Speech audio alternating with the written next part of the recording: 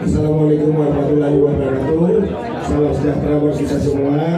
Jadi hari ini saya Indra Tarigan beserta tim, ada Kevin Junior Ginting, ada Mbak Tessa Mariska, ada Anju, ada Ivan, ada juga sekretaris saya kebetulan nggak mau maju, namanya Indrawati Tarigan. Jadi memang ini acara ini udah 2 minggu saya agendakan untuk mengadakan ucapan syukur, di mana semua kita tahu saya bulan 7 di tanggal 4 saya sekolah S3 di daerah Cipinang. Nah, jadi tanggal 31 Desember saya bebas, CB tanggal 27 Februari saya dinyatakan bebas murni. Jadi saya udah inkrah hukumnya, udah tidak ada lagi masalah hukumnya. Nah, jadi saya rasa kenapa saya tidak harus ada acara syukuran. Jadi hari ini tercipta itu alasannya dia untuk syukuran dan sekalian rilis lagu apa namanya, lagu Demo Derita itu kan yang nyanyikan dulu mungkin gak merasakannya, tapi saya merasakan sendiri. Jadi nanti aku duet sama Mbak Tessa Mariska, walaupun suara kami jelek, nanti mungkin kalian bisa dengar nanti. Mungkin itu aja, mungkin ada pertanyaan. Bang, ini mungkin bikin lagu ini karena terinspirasi abang di dalam penjara kemarin atau seperti apa, Bang? Oke, jadi lagu ini sebenarnya nggak ada inspirasi. Jadi waktu itu saya sama Mbak Tessa Mariska jalan ke Sentul, kebetulan muter lagu.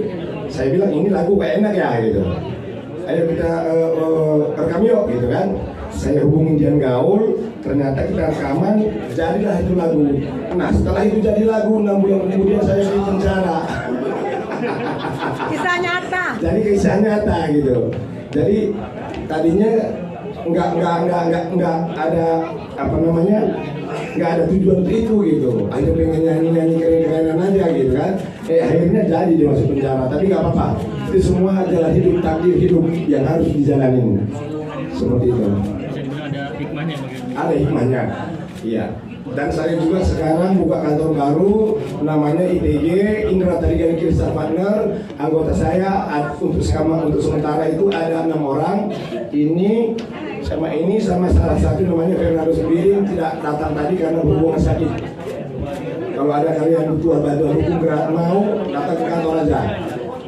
Pembuatan kantor baru dari apa Mbak inspirasinya karena abang kemarin masuk sekolah? Enggak, inspirasinya itu sebenarnya gini. Sekarang kan kantor-kantor pengacara banyak banget ya.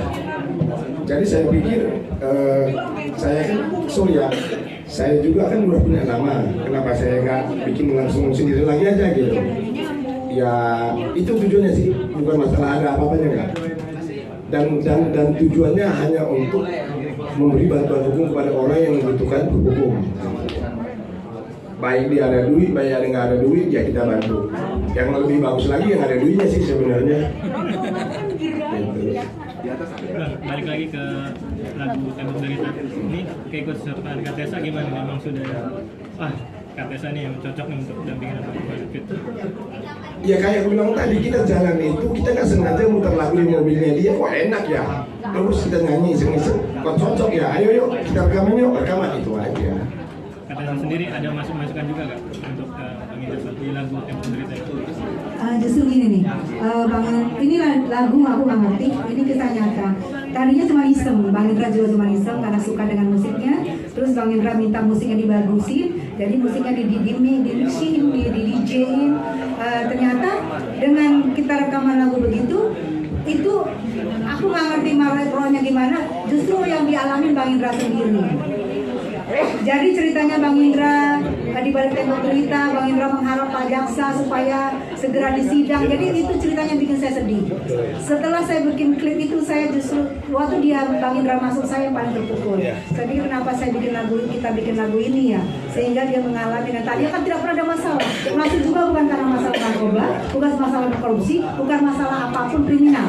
Hanya masalah serang-serangan biasa ya, sosmed. Itu yang bikin saya, wah ini lagunya masuk banget ke Bang Indra, sehingga Bang Indra menjalani. Ada pertanyaan lain masalah lawan saya atau gimana? Mungkin sekarang gimana Bang komunikasinya mungkin? Sama siapa? Yang sampai kemarin Sama siapa? NM. Ya, NM sendiri. Oke, saya sama Pak Nikita Mirjani itu sebenarnya udah tidak ada masalah dalam arti saya udah inkrah, putusan saya udah jelas. Tapi dia masih proses hukum, di mana dia status kasusnya itu sekarang naik ke tahap penyidikan. Artinya berarti 2 alat bukti itu udah cukup untuk nanti ditingkatkan lagi tersangka, kan seperti itu. Nah, tapi saya di sini hanya untuk mencari masalah kepastian hukum. Apa itu kepastian hukum? Supaya jelas salah atau nggak salah. Kalau memang nggak salah di SP3, kalau memang salah di proses hukumnya, kan gitu.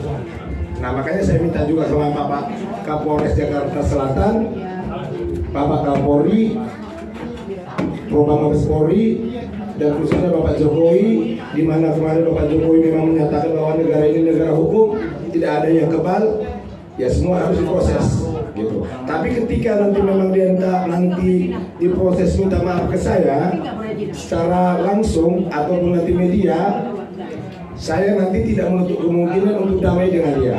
Gak masalah. Kenapa? Karena sudah saya rasakan di dalam, dia juga sudah rasakan di dalam. Kasihan, anaknya kecil. Intinya cuma satu.